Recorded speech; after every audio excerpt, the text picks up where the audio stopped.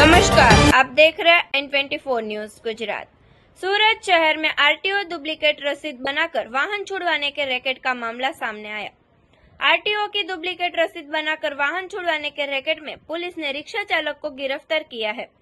सरथाना के traffic godown में से 2 दिन पहले नकली आरटीओ रसीद का कौभांड सामने आया था। 3 युवक नकली आरटीओ रसीद लेकर रिक्शा छुड़वाने आए थे। ट्रैफिक पुलिस को शंका जाते ही रसीद पर का क्यूआर कोड स्कैन करते ही हरकत सामने आई। 1 साल की रसीद जांच करते 29 नकली आरटीओ रसीद मिली थी।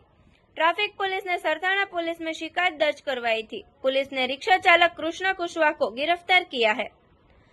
सुनील पंडित नाम के युवक ने 6000 में नकली रसीद बनाई थी। सुनील ने रिक्शा चालक के पास से 1500 रुपए लिए थे और 4500 रुपए रिक्शा छुड़वाने के बाद लेने वाला था। देखते रहिए N24 न्यूज गुजरात, सिर्फ हम तक ही नहीं सब तक।